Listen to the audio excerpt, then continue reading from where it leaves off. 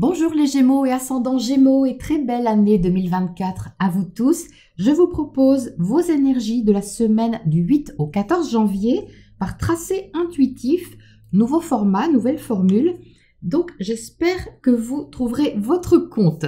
Voici donc les énergies pour la semaine pour vous. Donc par quoi on commence de ce côté? Alors par une énergie relationnelle, vous êtes ici et il y a une énergie relationnelle en face. Mais il semble y avoir un petit décalage, enfin un ajustement à faire. En même temps, ce que vous avez en face de vous, les Gémeaux, ça semble assez grand et assez inspirant. C'est quelque chose qui semble vous attirer, mais qui est quand même en décalage avec vous. Alors, il faut savoir que vous avez Mercure, votre planète maîtresse, en carré à Neptune, encore cette semaine. Mercure est en Sagittaire, il est en face de vous, donc ça me parle de ça ici, ça me parle de ce carré Mercure-Neptune pour vous. Comme s'il y avait à apprivoiser une énergie que vous ne comprenez pas ou que vous ne saisissez pas forcément de façon naturelle, je dirais. Alors c'est pas conflictuel, mais c'est étrange. C'est comme quand vous faites connaissance de quelqu'un qui ne parle pas votre langue, hein, c'est un petit peu ça, mais que ça vous intéresse quand même. Il y a un effort qui est fait pour entrer en contact, entrer en relation, mais c'est pas évident. Donc, vous pouvez peut-être avoir affaire à quelqu'un dans le secteur professionnel, dans le secteur amical, enfin peu importe. Hein. On sent qu'il y a un espèce de défi, d'interrogation aussi, à essayer de vouloir communiquer, comprendre ou tout simplement entrer en contact. Mais je ressens une sorte d'interrogation de votre part, légère, hein, mais c'est une curiosité aussi, mais vous vous interrogez. C'est un peu du genre, mais qu'est-ce que c'est que ce truc? Ou qui est cette personne? Qu'est-ce qu'elle me veut? Ou qu'est-ce qu'elle veut dire? Vous voyez, c'est cette énergie-là. Mais vous n'êtes pas sur la défensive, hein, vous n'êtes pas méfiant, quelque chose comme ça. C'est juste une interrogation.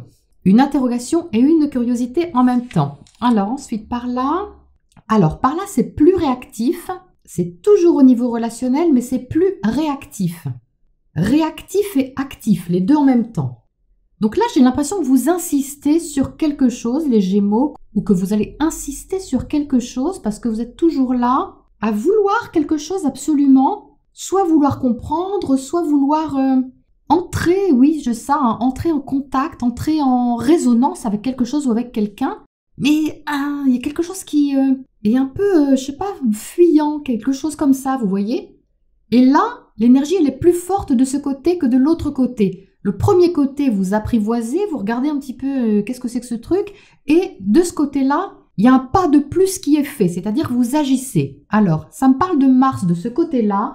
Mars est dans votre maison 8 cette semaine. Il est en Capricorne. La nouvelle lune du 11 janvier a lieu justement en Capricorne. Et pour vous, c'est le secteur 8, le secteur des crises, des changements, des remises en question, mais aussi de la passion et de l'intensité. Donc j'ai ça ici, j'ai une énergie un petit peu plus intense, plus volontaire aussi, alors ça c'est certain, et plus active, mais ça pousse un peu si vous voulez. Ça force un peu.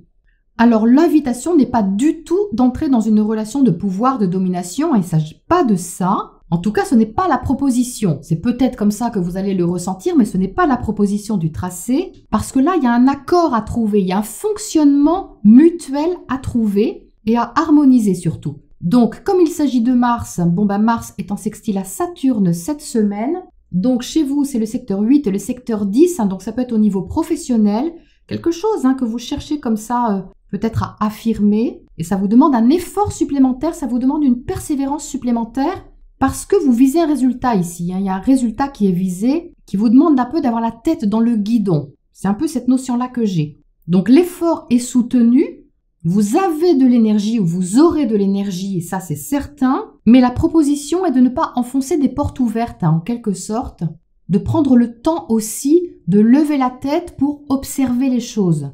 C'est assez intense par là. J'ai également une notion de ne pas garder quelque chose pour soi. C'est en arrière-plan, ce n'est pas l'énergie principale, mais elle est quand même là. De ne pas garder quelque chose pour soi, même si c'est pas facile de le partager. Voilà, je ne sais pas comment ça vous parlera, mais c'est ce que j'ai ici. Ensuite là, alors ici, j'ai plus une notion d'autonomie et de détachement à quelque chose. Et tout ça dans une certaine élégance, tout ça dans une certaine dignité. Alors ce détachement ici, il me parle de la maison 12, Il me parle de laisser aller quelque chose, de s'éloigner ou se séparer de quelque chose ou de quelqu'un, pourquoi pas, mais enfin bon, c'est quelque chose, c'est une énergie générale, de vous éloigner de quelque chose avec une certaine élégance. La nouvelle lune pour vous, les Gémeaux, elle est en trigone à Uranus. Et Uranus se trouve dans votre secteur 12, le secteur du retrait, le secteur de la spiritualité, du lâcher-prise, des bilans et de tout ce qui vous inspire. Et donc ici, j'ai ça.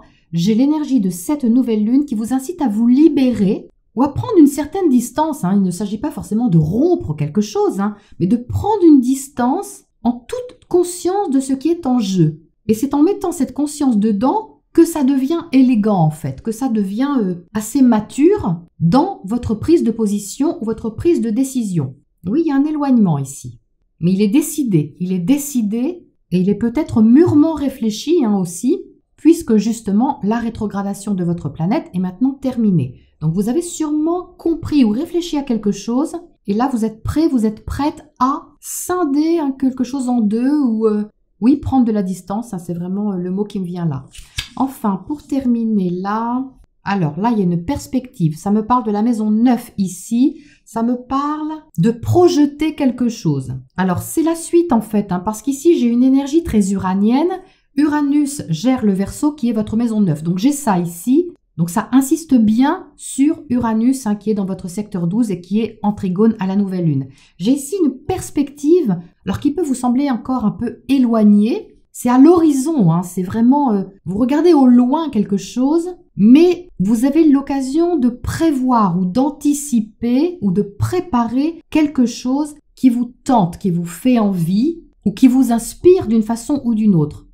Ça peut vous paraître éloigné, alors soit c'est éloigné géographiquement, soit c'est éloigné symboliquement de ce que vous faites habituellement, de ce que vous êtes habituellement ou de votre façon d'aimer, d'être en relation de façon habituelle.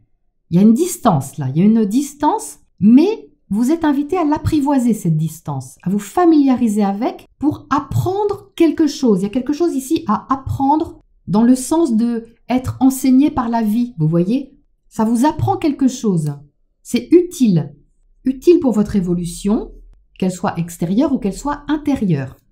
Donc voilà ce que j'ai pour vous les Gémeaux. Je pense que c'est une semaine riche et je vous retrouve la semaine prochaine. À bientôt.